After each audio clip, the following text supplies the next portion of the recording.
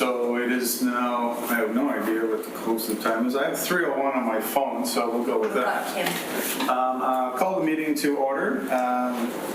And first I'd like to recognize, welcome to the October 1st Health and Housing Task Force meeting. I'd like to first recognize that we're on the traditional territory of the Sinema First Nation.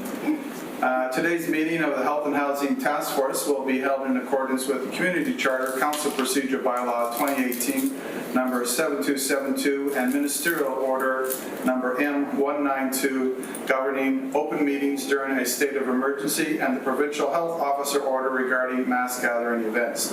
Therefore, members of the public are required to observe meetings virtually and not attend in person, and question period will be suspended throughout the duration of the Provincial Health Order in effect. Therefore, members of the public are required to observe, that's a duplication here, I think. Therefore, members of the public are required to observe meetings virtually and not attend in person. Question period will be suspended throughout the duration of the order being in effect. Members will attend via Zoom, maintaining physical distancing at all times, and members of staff that are participating in the meeting will be spread out in the boardroom as we see now. So, call the meeting to order, and we have introduction of late items. Thank you, Chair. So we're removing agenda items 5A and 5C. Okay. So, Heidi is unable to make our meeting today, and she was doing 5A, and Signy's unable to make it as well, so we're taking 5A and 5C off the agenda, leaving all this time for Elena to do her thing. Oh, I don't even have much exciting stuff to tell you. I was looking forward to the other items, so I feel like I'm going to let everybody down. Don't worry, we are going to be talking about food right after that. So, I need a motion to accept the agenda as amended. Right. I have Councillor Hammonds and John McCormick seconding. All those in favor, raise your hand and say aye. Any opposed? Hearing none. We will now move on to the adoption of the minutes as circulated. Thank you, Councillor Hammonds, and seconded by Kim. Thank you very much. All those in favor, raise your hands. Any opposed? Hearing none. That's carried as well. And now we're on to number 5, presentations, and B, Dr. Elena Turner from Help Seeker, CEO of Help Seeker, is going to do a verbal update on process. Hi everybody. As I said, this is maybe not exciting, and actually just have a verbal update around our next steps for a follow-up from our last discussion in our last meeting. And you recall the motion that was put forward around a 7th option for us to consider as we develop our governance implementation of the action plan. And so we've taken some of your feedback and discussion from the task force and did some work in our working groups to develop a process on how we're going to arrive at a recommendation. So that process is to have time set aside instead of your next 2 sessions happening as regular scheduled task force meetings. The suggestions being put forward is to save that time to allocate to the governance selection process. So we would have one session where those of you that are involved in the governance discussions would be able to attend and get information from myself and those of us who have been working on those governance options, the pros and cons of each, the potential ramifications from a cost perspective of each of those options. And then there's some homework that those various options would need to do on your own time to consider whether this is being the implementation body is something that your organization that you're presenting is something you want to take on, whether you have the resources to do it, etc. And then there would be a second meeting after that, essentially 2 weeks later, at the last scheduled October meeting of the task force. Instead of that meeting, would again be the follow-up to that governance workshop. where everybody would come back and say, well, as the coalition, here's our perspective. As the city, this is our perspective. This is our perspective, and then we would look at all that feedback that everybody has been able to gather from their own organization. And my job is to synthesize it and bring it to the task force for a decision on which of those options would be best suited for the action plan moving forward. The election is throwing a wrench to all of this because some of the entities that are involved are provincial entities. So BC Housing is one of the key agencies that will be invited to this. There's obviously health as well, potentially some other ministry folks that need to be part of this that may or may not be able to attend. So we do have to be conscious of that, and this may or may not be possible in this particular period of time. But that's the proposed process that's been laid out that we are looking to move forward on. But it's up for your thoughts, discussion, advice, etc., especially with the election situation. So I'll pause there and see from everybody else if there's questions, or those of you on the working group, if you want to chime in on anything that I missed on my little update. Okay. Do we have any questions for Dr. Turner?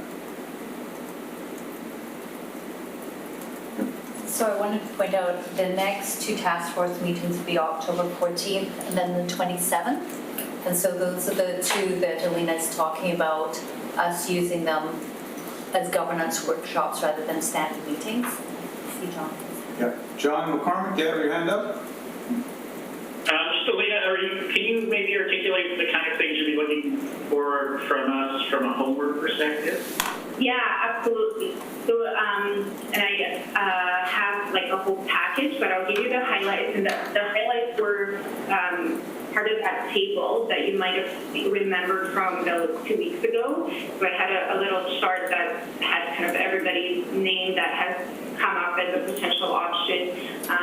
Y'all had the additional motion of this potential new entity that might be a combo of social development and economic development. And then there's like different aspects of the role that you'd be asked to consider. So one of the aspects might be around information management systems and being able to steward something like that in the community. Another one would be the oversight around integrated, coordinated access. So not necessarily the service delivery of it, but the oversight of something like that. And then the questions in the homework are, putting your coalition hat on or your BC Housing hat on is for each of those items. And again, we can, it's part of the record from the last time, so I'm not like talking about anything that isn't public already, but all of those items become kind of an item that you score against. It's a self-assessment, right? So you would say, like, is this something we can do, we want to do, we might need additional resources to do. And so it's just a process for those entities that are options on the table to do some of that stuff in a more systematic way. Now, it might be a complete non-starter too. So and we don't want to presume, for instance, that any of the ones that we think could be potential entities that could take this on even want to take it on. So some may not even fill it out. They might feel like this is completely irrelevant. This is not where we're going. I'm not even going to bother. But we did think it would be important to have something laid out that was transparent, that people could follow. They consider whether this may be something that they want to do or not do. Does that help, John? I know it's... Yeah, it is excellent. Okay. Thanks. Erin, you had a question? Yeah, thanks for Alina. Can you just walk me through how this connects with the funders table, or where the funders table fits in all of that? Yeah, no, absolutely. So this is very much, and although some of the the players that would be part of the governance discussion happen to have a funding role. Not all of them are funders, however. So for instance, the coalition is an advisory board around funding, so not a funder itself versus United Way. The city has some funding and some operational roles. So not all of the folks that are part of the governance discussion are necessarily funders. So it's a bit different. The purpose of this is to come up with what entity is going to be the best vehicle to lead the operation and the rollout of the action plan we're proposing, and be that backbone organization and systems planner. The funders table that we are proposing would be exactly that. It's for the different investors in community and the network of support that need to be better integrated and coordinated towards these objectives. So you will have, at the end of this, in theory, you'd have a backbone entity that's the quarterback, and you would have a funders table or funders consortium, an investment circle, if you will, that would be able to coordinate some of those funding mechanisms together. If there are examples that you might be wondering about where the funding actually goes under the backbone entity oversight, but that's not necessarily the case, and that, from what I'm seeing in this community, there's kind of a further path to get to an integrated funding model for you compared to communities where there's already some of that process in place. So the first step is to at least get the funders talking to each other and looking at coordinating investments more strategically. And over time, they might see that there's value in having an assigned investor on their behalf. But that's definitely not where things are at this point in the community, and that's totally okay. We have to meet everybody where they're at. Does that help, Erin? Yes, it does. Thanks, Alina. A follow-up. The chart that you had on the slide a couple of weeks ago, the 7 options, is the governance conversation, those 2 workshops that we're going to go into as a group, are we going to be the only ones wrestling with that chart, or is that also going to be, I remember that was going to land in a design lab at some point, I think. So can you just walk me through what next steps are in alignment with ours? Absolutely. Is it acceptable from a process perspective to just bring that up again? And I'm happy to, like, it's already part of the public record from last meeting, but I don't want to, like, I don't want to get in trouble or anything. So, maybe somebody can answer that, because then I can show it so that people can visualize what we're talking about. But if it's not cool, then I won't. Alina, I think what we're going to do is, since this was on the September 16th agenda, and I think also the last agenda, is we can bring it up ourselves. Okay. So and for those of you who were at the previous meetings, the slide looks like a table, and to make things easier for your homework, we can cut and paste that into a Word document if that's easier for you, and just send it separate from the slides. That makes things a little bit easier. So here's the reminder. Yeah, if you remember this, how we had the different entities at the top. That's it. And we added the Economic and Social Development Agency, which would be, these are new, these are expanding roles. Okay, I think now, Alina, I think that slide, that's a slight change. Was that on, which meeting was that on? Because I think That was the last meeting, because that's your sentence at the top here. Okay.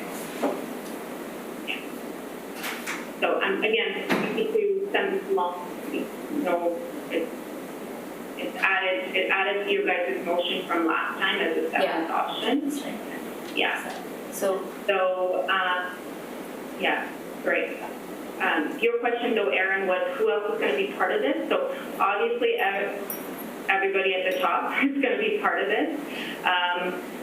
but not everybody that's part of the task force is necessarily going to be part of it because there's folks that are, for instance, part of BC Housing or Health or City of Nanaimo, et cetera, that should be part of the two meetings, and they're going to be structured exactly that, like design labs. We're going to have a process to walk everybody through, bring everybody up to speed, because not everybody that is going to be in the room has been part of this process, all of the same way that the task force members have.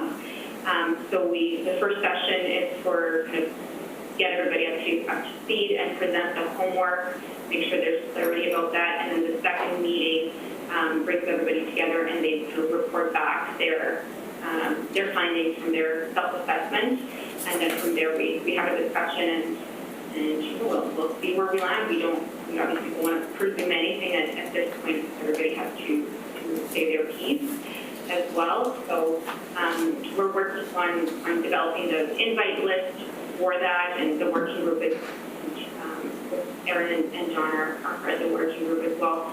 We'll get to weigh in on who needs to be there, because there might be folks that again should be part of these conversations that we haven't even connected with yet. So we'll do that as our next step. With the election thing hanging on over us to see what's going to be doable. So, Alina? Go ahead. Yeah. Would also one homework for those who are present to think about is who from your organization are the right people to be at the table to help work through that table. So, I noticed we have Dr. Benusik is joining us in support of Lisa Murphy, hello. But some of you have other people who are key to this conversation, and part of, I think, our homework to you today is to take that table and have that conversation with people in your organization who can help determine the answers to that, right? And it may be a group of people, but certainly what we want to make sure is we have the right representation. And life is a bit easier because people can Zoom, those of you who have colleagues who are more remote. And so that would be very important for us in the next week to have you give us the names and the positions of the people who should be at the design lab on October 14th and then also October 27th. And Alina, can I also mention one piece of homework and remind people that we also need your feedback on the draft action plan and to take a look at that document in detail. So Alina, that I think was some homework from September 16th. Is that right? Yeah, you're actually jumping a little bit ahead, which is totally okay. We don't want them. You're right that there will be that homework. But it's not yet. Okay, not yet. Okay. But it's we don't want to give too much homework. Okay. But you're absolutely right.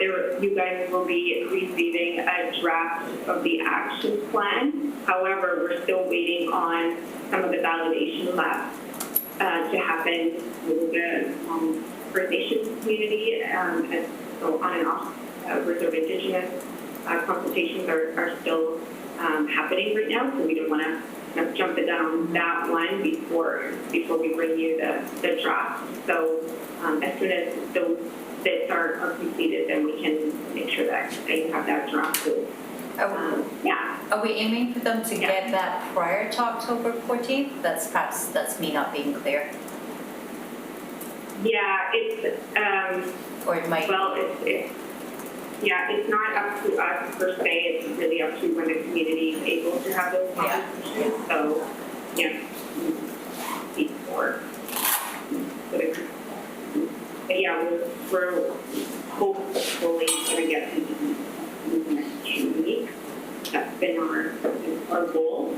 So that allows us to then have the meetings around governance and wrap up the validation at the same time, and bring you guys something that's fully thought out for the November 6th meeting. And then you have some time to digest nitpick, put holes in it, et cetera. But then at least you know not only what we're proposing, but also what we're proposing in relation to governance as well. So after the 27th November, did I say that right? November 6th would be our next task force meeting. Wow. Hang on, I'm just gonna check. I think it might be the,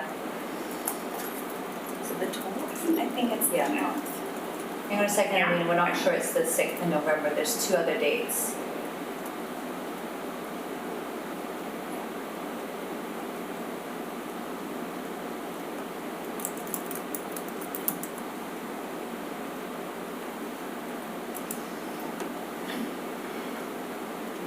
I'm not able to check from here, Yeah. but Okay. I don't it think would about be the in calendar.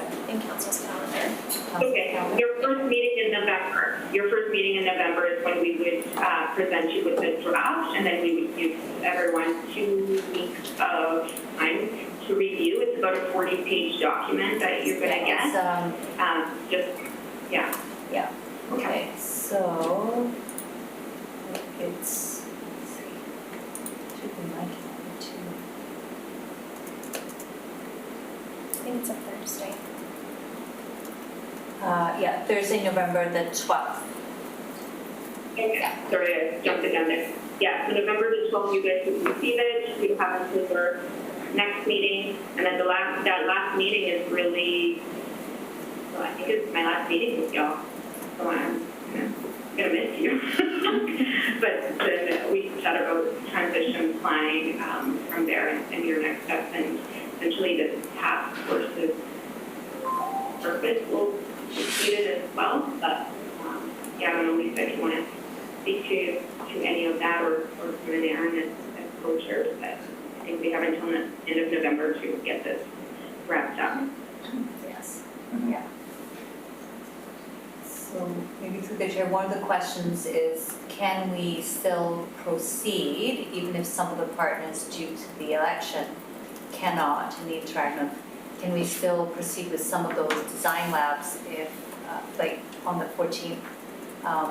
And it seems that I think we could, it's not ideal, still get through some of that work. I mean, Alina, what are your thoughts? Because it's BC Housing. Island Health said that Interactive does not affect them, but it does affect others at the table, so including BC Housing. So what are your Well, perhaps thoughts? if they can, yeah. Well, one alternative might be, and happy to hear everybody's thoughts, is if they're able to fill out the homework sheet and submit it independently. I'm not sure they're able to do that because some of those governance pieces come with resource and funding implications, and my understanding is that's where they absolutely cannot have those conversations, but we can ask them and double check. Yeah. Yeah, Yeah. yeah.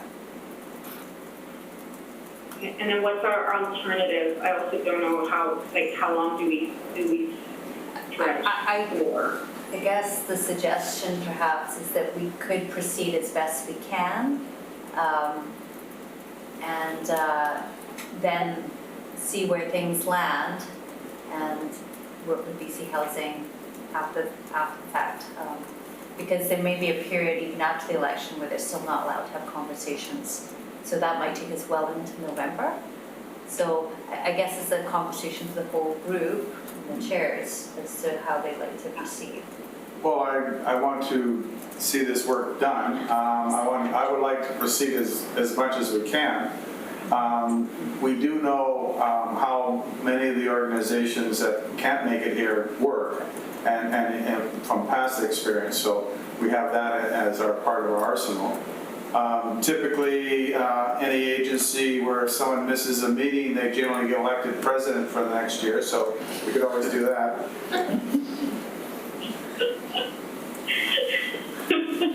I'll remember that when I don't show up for meetings with Don. So Aaron, did you have anything else to add on that? Well, I'm thinking along the same lines as you, Dawn. There's a very small chance that DC Housing is, we're all going to focus and narrow in on those guys leading this. I think that's not a likely possibility. So we know what they do, and we know that we have to just tell our story to them. So I don't see them as an essential piece. I mean, obviously we want them there, but I don't want to stall the work in order to have them there.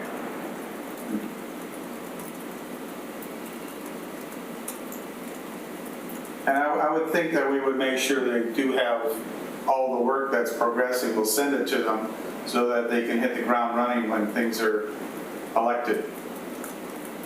Yeah. Okay.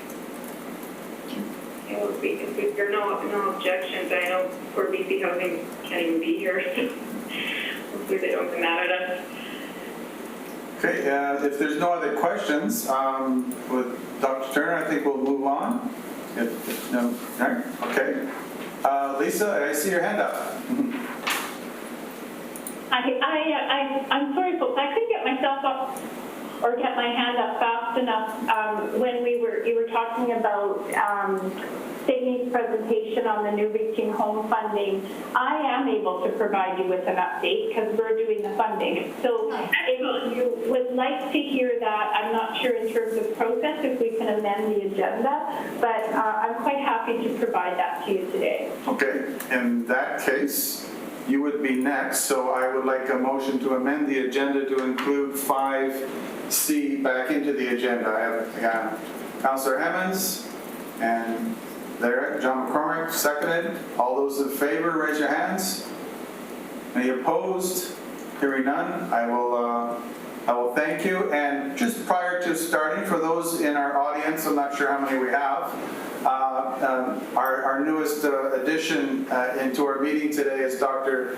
Mike Benuzik, and he's our new health medical officer for this area. So I want to welcome you to the meeting.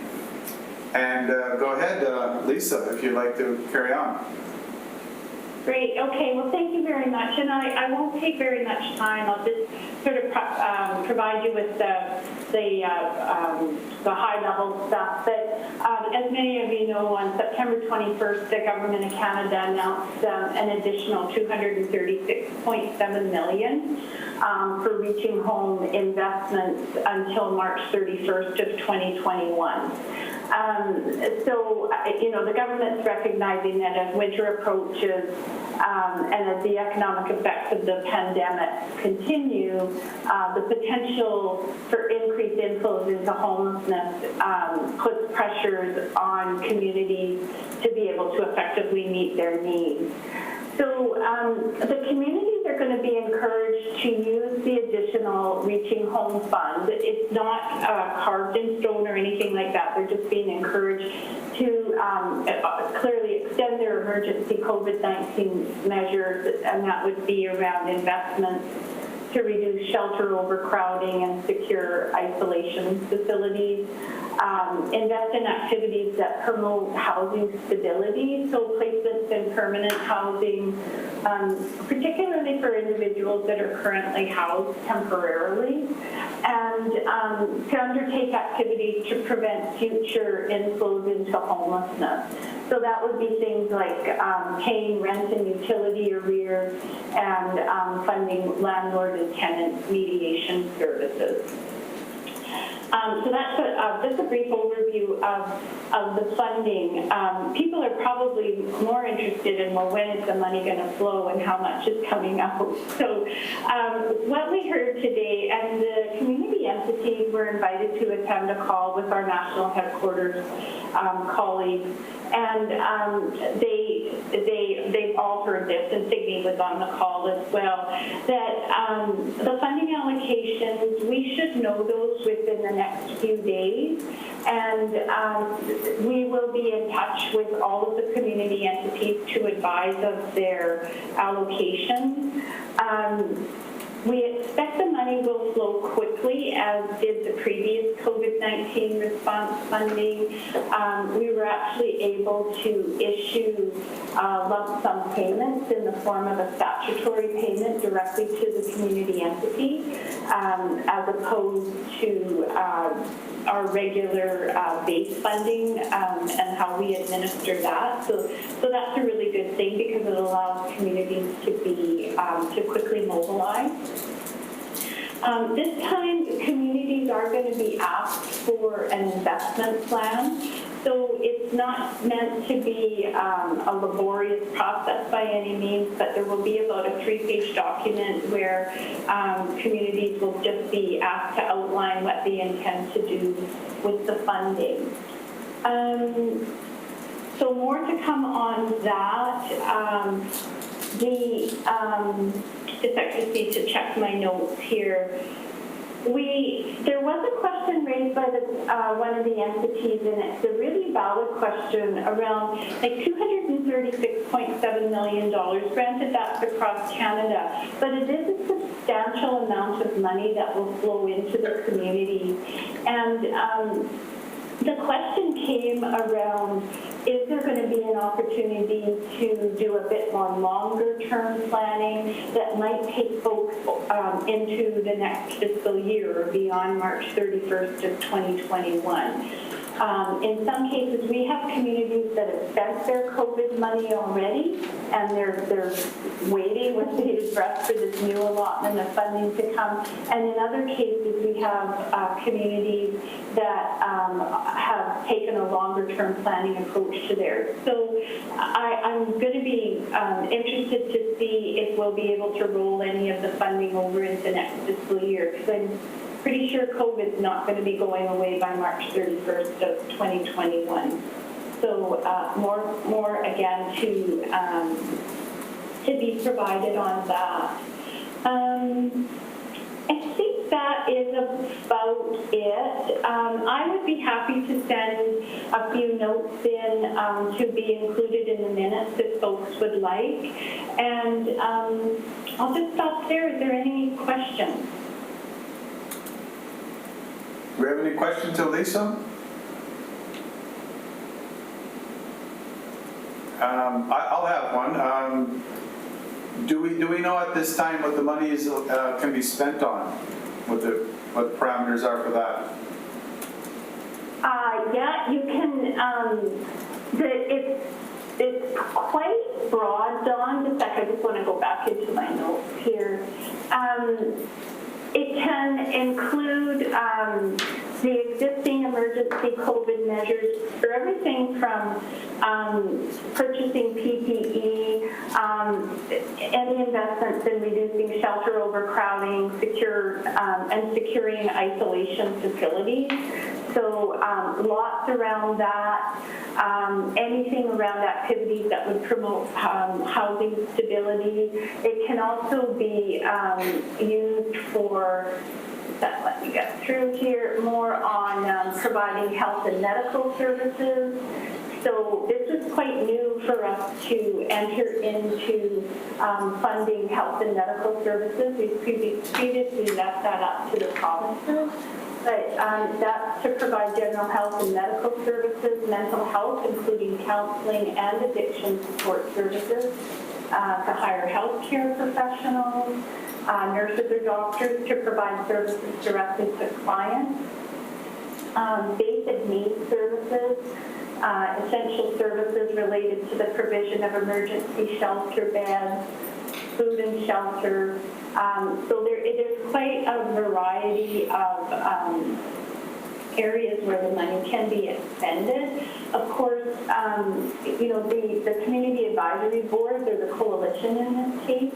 The CE and the Community Advisory Board, they're expected to work together in determining how the money will be spent and when the CE is going to move forward in expending money. There's usually some communication back with the Community Advisory Board as well. Okay, thank you. Lisa, do you know at this point what the distribution will be. Will there be like an Indigenous portion, like just like the Reaching Home, will there be a breakdown like that? Likely there will be, yes. There was on the previous round of COVID funding, and so I would fully expect it'll be exactly the same this time. And actually, would it be helpful to let people know what the previous, like what our base amount is versus the COVID that we've already received? And I think we've got, I think that would be helpful, because not everybody, Tara, that might be helpful for the rest of the group to understand the amounts that we're looking at here. So in March, with the COVID response that was released, the NIMO received just over 400,000, and that was split approximately 200,000 each for designated and for Indigenous homelessness. And that money was all allocated, it went through our CAD process, and was allocated by the end of July. So it's gone out to 5 different groups, 3 in designated and 2 in Indigenous, and then also kept some emergency funding available for small grants to meet basic needs and immediate things that come up that the United Way of the CE administers that process. So 20,000 for each, both designated and the Indigenous. We have that kind of as a separate fund now. For our basic Reaching Home, it's just over 600,000 for the designated, and that goes to housing services and prevention, client support, as well as about 100,000 for native access. And then the Indigenous file for our regular base Reaching Home is just over 200,000.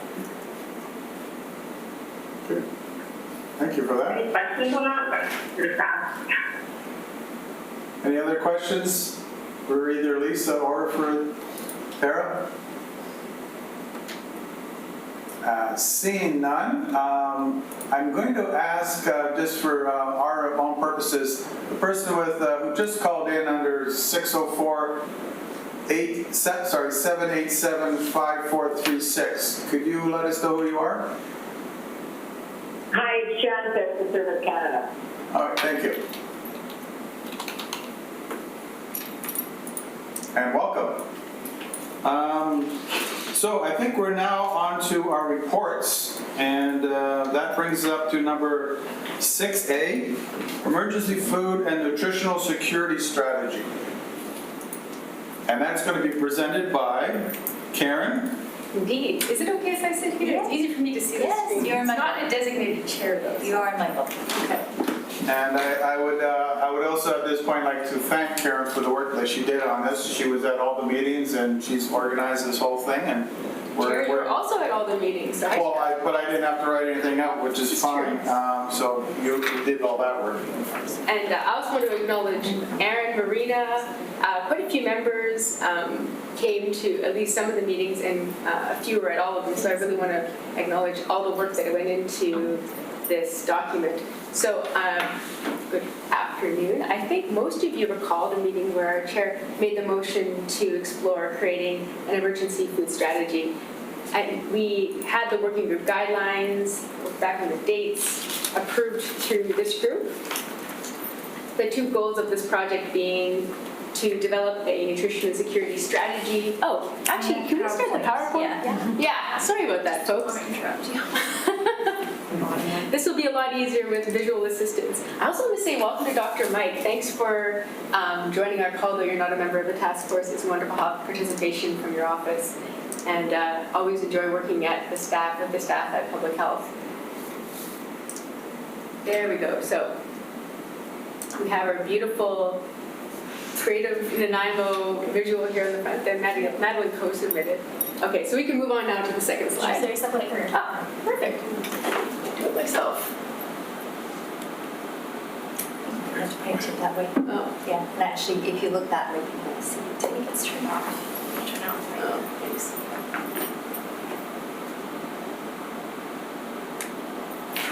Let's see if this works. Ah, perfect. So there we have the working group guidelines, sort of a 2-pronged approach, both to develop this nutrition and food security strategy and also to look at some longer-term issues. Obviously, in the COVID times, our priority is looking at these immediate issues that are arising as a result of the pandemic. But one thing that we found in exploring this conversation with those from the community who work in food security in the longer term is that this really provided a welcome forum to explore some of the potential policy actions that would strengthen food security through various land use policies and initiatives and programs, many of which I'd like to say, thanks to our folks at Parks, Recreation and Culture, have been ongoing for a long time and have indeed been a real focus of theirs. And you'll find in the attachment to the report some of those actions that have already been ongoing. I think it's attachment C of the report. I didn't highlight those too much in this presentation, so I just wanted to draw your attention to those. So these are just some of the working group members, and it's certainly not comprehensive, but just to show you the breadth of the number of people who participated in the meetings. And it ranged between 8 and 20 people, depending on the day. We met 14 times between April and August. And initially, the meetings were really a forum to explore the emerging issues around providing food to vulnerable populations, to share ideas and information. And then as we progressed, more people came to me either through the meetings or through emails shared in between meetings with ideas about how food security could be strengthened in the longer term. And that was used to inform the document you have in front of you today.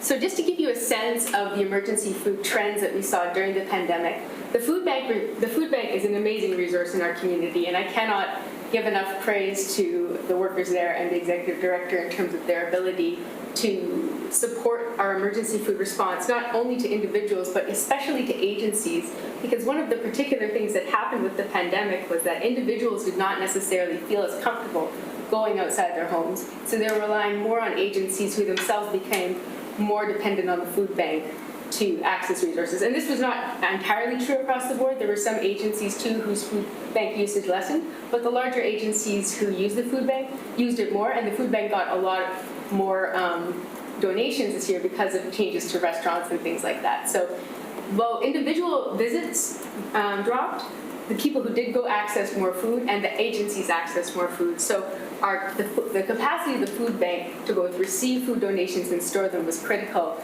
to the success of our response.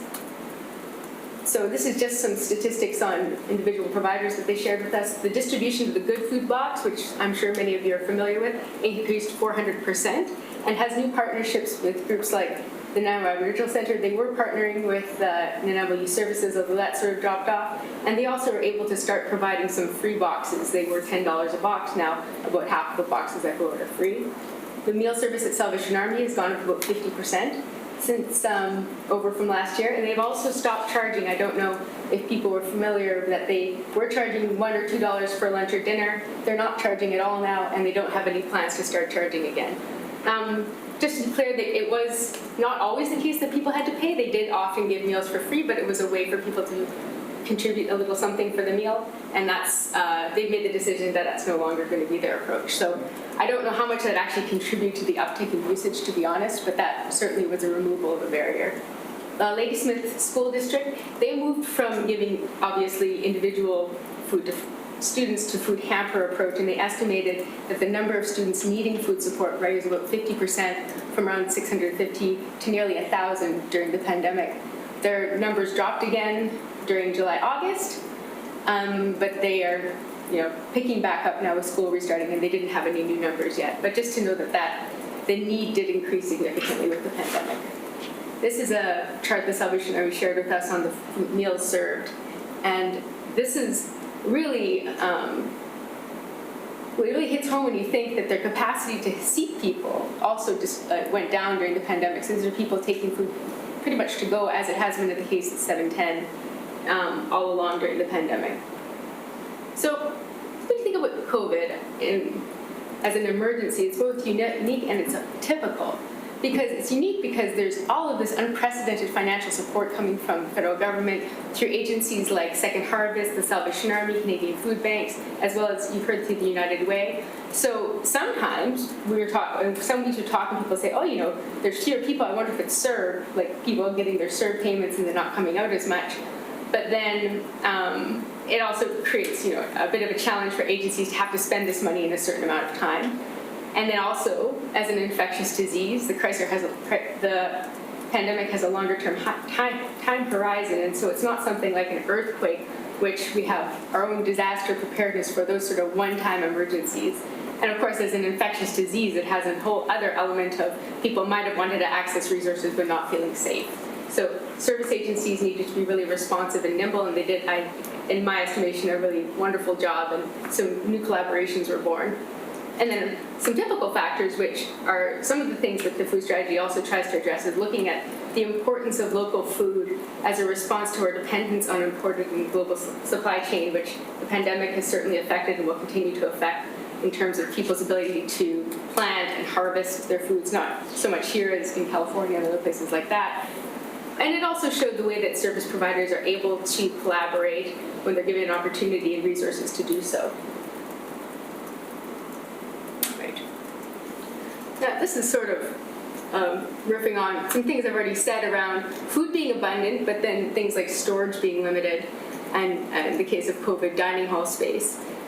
And then there are some areas where I would have liked to have more time to do research, but I had to kind of put it into the plan that we need to do more of a comprehensive inventory on things like the commercial spaces that are available for cooking in commercial kitchens and things like that. It would be great to have more of an inventory of those sort of resources in our community and the age of them, the condition of them, but this is only unfortunately part of my job, so I wasn't able to do that. And the huge benefit that comes with having a forum for regular communication. And we really saw that. I think those who participated in the call, sometimes somebody would say, oh, I really need this, and somebody else would probably, I have that thing, okay, we can do that. And so there was a really nice energy to the group, and I really appreciated the chance to see that happening in real time. So we come back to the role of the city. Like, what does the city do in emergency food? And I worked a fair amount with Karen Lindsay, our emergency coordinator, on this issue, what can be done through EMBC, Emergency Management BC, and what cannot be done. She's quite clear. The purchase of food doesn't fall under the mandate EMBC, or our mandate for that matter, but she recognizes, and I think quite rightly, that we can play a really valuable role in convening and bringing people together, strengthening capacity, helping organizations with things like business continuity planning for emergencies, and helping people understand what they can do as individuals to prepare for emergencies. And we also, of course, as a land use planning authority, have a huge role to play in terms of progressive land use policies that support urban agriculture, recognizing, of course, we're never going to be able to grow 100% of our own food, but we can do things like the kinds of food security actions that Parks has underway to show what can be done. We do have a very favorable climate for growing food. This is a neat little graphic from the Kamloops Food Policy Council about their sort of fourfold food response, which is kind of idealist in the sense of wonderful things work that well, but I thought it was a good little comprehensive graphic to show the different elements of a food security response. So this lays out the 5 goals of the strategy that came up through the working group and the various ideas that were contributed. The first one is really more what I've been speaking to today around meeting basic needs. And then the other 4 were thinking longer-term time horizon in a more inclusive way about trying to meet the needs of a diverse population. And also, when opportunities come up, being well-positioned to understand what we already have in our community. So when those funding calls come up, we can really take advantage of them. Like right now, there's an open funding call for a local food infrastructure, although there was some discussion with the working group about, oh, this could be a really good opportunity to collaborate. It really wasn't the right forum for making a funding proposal, but it did raise how it would be great if there was some sort of food security coalition or food policy forum that could work on some sort of collective application or grant application, because we know that there's strength in collaboration for those sort of proposals. Which brings us to sort of the pointy end of the stick, the recommendations of the report being that if this committee chooses to recommend that council support the creation of what we're calling the Nanaimo Food Policy Council, which could also be something thought of as a food security coalition, because I think sometimes the word policy makes people think, oh, it's only about policy, but it could also have elements of keeping going with this sort of on-the-ground emergency food response. And the second being that everything in this strategy be taken into Reimagine Nanaimo process, which I think, has this group gotten a Reimagine Nanaimo primer yet? No. Okay, so Reimagine Nanaimo, I'll just explain this very shortly, is the city's comprehensive coordinated strategic plan review. So that includes the park recreations and culture master plan the city's official community plan, water supply strategy, and a few other policies, those being the most relevant ones to urban agriculture. And it's something that we're doing a tremendous amount of work trying to reach into the community, and I think there's a really good opportunity to use this document and everything we've heard to import those directly into that process, so we're not asking the same questions, that we can go back and build on what we've already collected here. But I think the one thing that I'm recommending we move forward on separately is this idea of some sort of food policy council or food security coalition, which would be arm's length, would be the recommendation from the city, but that we'd have some participation and support in, because I think there's real value in it. That other places that have it have been better positioned for COVID response. If you look at what's been happening in areas like Cowichan that have had a food security coalition for a long time, they've been doing some really interesting stuff. And yeah, I have a little bit more slides here on what a food policy council is. Maybe it's better to take questions on what a food policy council is, because I think people here might be relatively familiar. Okay. Yeah. Would you like me to stop the screen share? Oh, yeah. Yeah, I think this is maybe the better slide is on what food policy, but you guys have the slides in your deck too, really, but what is it aiming to solve? And what a food policy council is trying to solve is problems of coordination and policy gaps. So, yeah, I think that's, well, let's make sure none of the rest of the slides are really very important. I don't think so. It was just on, yeah, there's some more examples from the Comox Valley, who just had started their own food policy council last year, and the kind of support. The city gave them $10,000 as a startup sort of fund, but it's really more of an indirect relationship. Okay, thank you for that. Does anybody have any questions they'd like to fire away with first? Jason, go ahead. Just wondering, Karen, does the group have a sense, obviously there was greater demand, and we can always do better jobs of coordinating and communicating, and I think that goes for everyone. Is there a sense, though, that even with greater demand, what has been available out there has met the need at this time?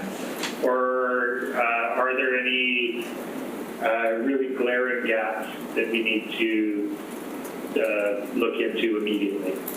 Okay, so I think this is a great question. I think one issue is food on the weekends.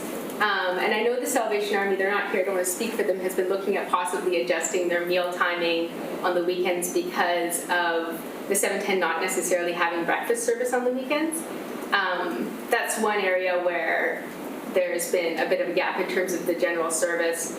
In terms of the availability of food, I mean, part of it comes down to whether you want to go to where people are and serve them food where they are. If people are able and willing to get to where meals are being served, there are meals being served every day, and there's a fair amount of food in Nanaimo. That's something that the food bank will say over and over, like, there's a lot of food in Nanaimo. It's more a matter of, are people able to cook it?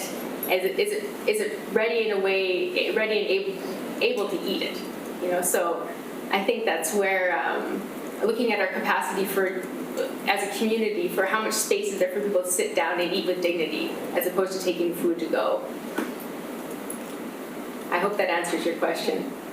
And actually, one other piece that was interesting, Jason, was that Salvation Army, 710, and also the food bank showed what they presumed was due to the CERB, that people, when they had other alternatives and income, were not accessing their services as much. So that was an interesting shift that happened, that there was that correlation made by those three entities. So again, speaks to people's income and their choices around food when they have money, resources. So. I have Councillor Emmons. Thanks for that. Good. Go ahead, Councillor. Thanks, Don. First, I want to express my appreciation for Karen's work on this group. I was only able to join about half of the calls, but it was such an interesting and dynamic group that even when I was able to be there, there were clearly collaborations happening on the call. So kudos to your leadership there, Karen. A question around the Food Policy Council. So COVID showed us that we have obviously some coordination issues in emergency food. Do you imagine that the mandate of this policy route would be to look at emergency measures for people who are hungry right now, whether that be due to poverty, due to pandemic, myriad of other things. But then there's also this nearer piece around nutrition security and access to fresh farmers, et cetera, et cetera. So those are two really big pieces of work, and I'm curious if those in your vision, in the group's vision, are they pairing those two together? And if so, I'm just kind of curious on your thoughts, knowing the group well, how successful they would be in accomplishing a mandate that large. I think that's a really great question. And something I came to appreciate when we were doing this work was that in a certain way, a food bank is kind of like the shelter of the food world. We recognize there's a place for shelters because it's better for people to sleep in a shelter than to sleep on the street. But in the long term, our goal is that nobody has to sleep in a shelter. And I think there are people working in the food security world who want to work on long-term solutions because they have that perspective that they're working towards a world where we have more long-term food security here. And then there's the practical reality that we need a food bank, and we're lucky to have the great food bank we have. And we need to look at what the issues are in terms of storage and capacity and that sort of thing.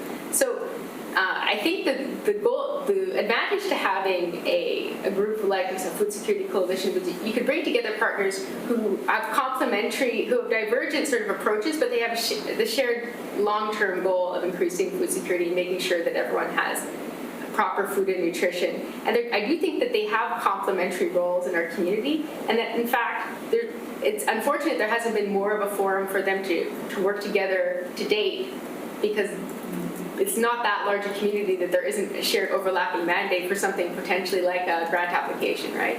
So I'm sure there would be some process involved in getting everybody to a common understanding as to what the terms of reference would read and that sort of thing. But other communities have done this successfully. Thank you. I'm going to try and answer a little bit of a question that Jason talked about earlier. Having been involved in the food box program that both now Food Share and Niagara Regional Center involved, stuffing baskets or bags full of food. One of the things I found is this is basically a bag that you can lift up. The hand maybe holds about 10 pounds of food in it. But it's once a week, and I look at that and I said that's maybe enough food for one person for a week, but I don't know if it's enough for a family for a week. And the other thing is, what was interesting is I was putting in Swiss chard into these bags last time I was there, and I don't even know how to cook Swiss chard. And so I asked the question, do we know if anybody else knows how to cook Swiss chard? And so I think to the Niagara Regional Center's credit, they are actually contacting everybody who gets a basket each week. They're asking, do they want another one next week? So their numbers fluctuate slightly. But they also ask them about the food that's gone in. Was it used? Do people know how to use it? So with this food council, it would, I think, address issues like that, where there may be a disconnect between what people are actually getting and how do they actually deal with it? Like, is it getting eaten as a good example? And knowing the clientele of who's doing that. Another same issue along these lines came up when I was doing some work for 7 to 10 Club, and the university foreign exchange students did a breakfast one day, and they cooked all the foods from their own countries, and that was not a big hit. Like, not a lot of people like in this part of the world refried greens on toast, and so that didn't even get eaten a lot. So I think it's the question is hopefully a food council and other people will have a better understanding of what is out there, what is being given out, and how it can be used more effectively. Go ahead, Jason, and then John. Just a quick comment, Don, about these things that continue to connect you and I had the same question about Swiss chard years ago, but tenants at Wesley Street, at our Wesley Street housing, grow it, and I can connect you with some of them on the things that they do with it at the building, and grow it from there. Okay, I appreciate that. Go ahead, John. Just 2 points. One's a question, Karen, and the other is just a comment about Don's Swiss chard challenge. And that is that in our supported recovery housing, we try and grow food and get the clients to eat it, and it is a real challenge to get them to eat nutritious food because they're used to the sort of what has been available food, which is fast food or inexpensive processed food. And so it's really an interesting conundrum to try and get people to eat well or to encourage them to eat well.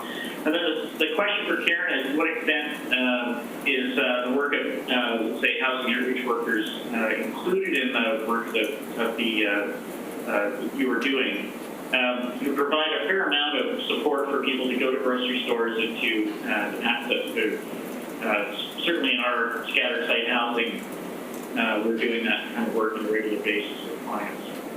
Yeah, absolutely. We didn't have, that I can remember, and well, we had Joel from Nanaimo Aboriginal Center, who I don't know if he qualifies as an outreach worker, but he's been doing the food support for Nanaimo Aboriginal Center. But we did hear also about a partnership actually between some of Jason's staff and the Salvation Army, where they're getting baskets from the Salvation Army out, ready to eat food and bringing it out to the encampments out in the woods. So there's some really beautiful partnerships happening there, and I do think that there's a lot of support workers right now. I mean, it would be fascinating if out of Alina's work, we could actually map all of the outreach workers who are supporting our population, both housed and unhoused, in our community, because I feel like I meet a new one every day.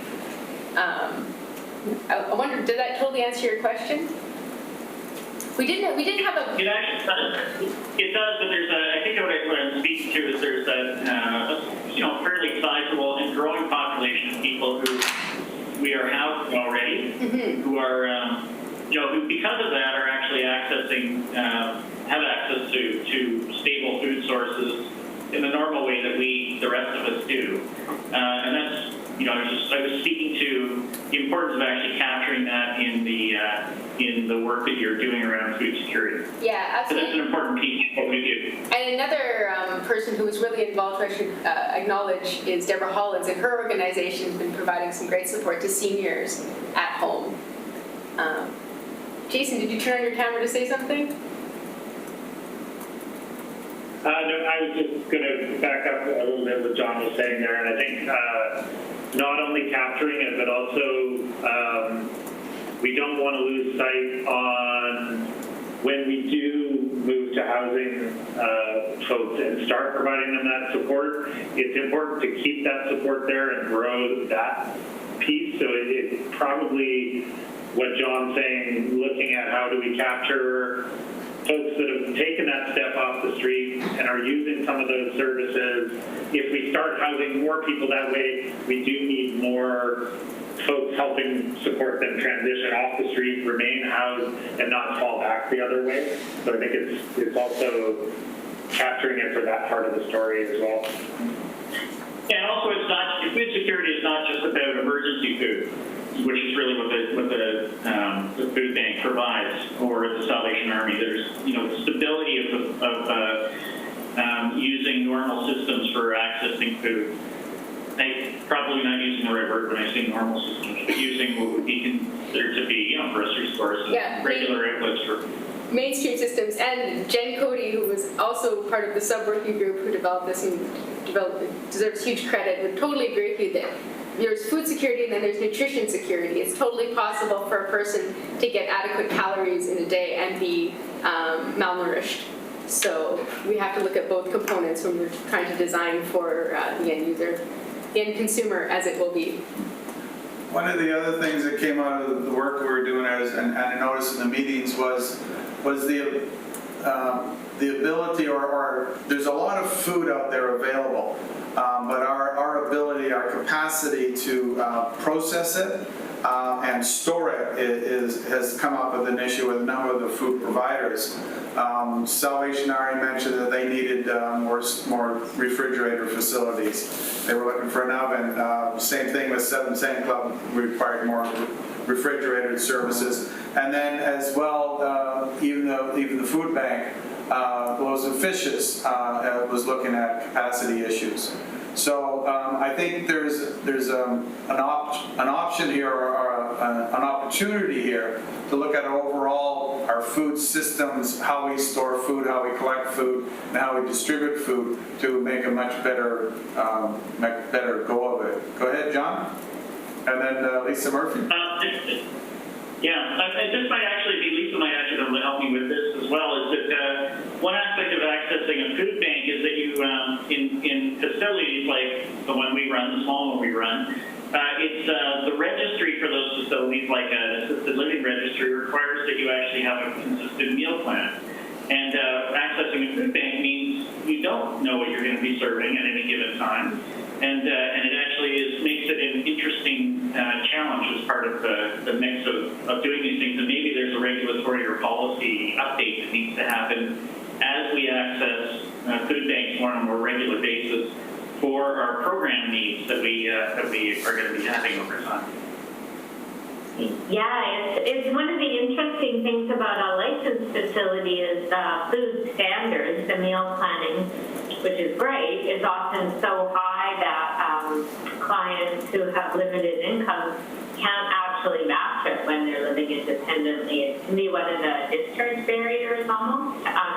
But what I also wanted to mention, and probably some of you know, is that in most communities, including Nanaimo, mental health substance use has a long-standing food program where we have a rehab support worker who is in a cook position. Our clients who are in case management services, work and learn food preparation skills, and then those meals are sold back at very low cost to client groups who are registered within our system. So for people in the mental substance use system, that's often a good opportunity. They're sold in little frozen foil packages. It's been a successful program long term. We've never tried to put beyond mental substance use, but just wanted to highlight that because it's a program that's often not known outside our group. Yeah, thanks for that. I don't know. Is it in Help Seekers? Lisa Wolfalsing was asking Lisa Murphy. I don't know. It's not publicly advertised, so it probably isn't. And probably shouldn't be because we would. It's only a bit. It's mental substance use clients working in it, gaining back to work skills. It's really appealing to young clients often, and then the meals are sold back to. So it's not as if the meals are available to the community. Good question, though.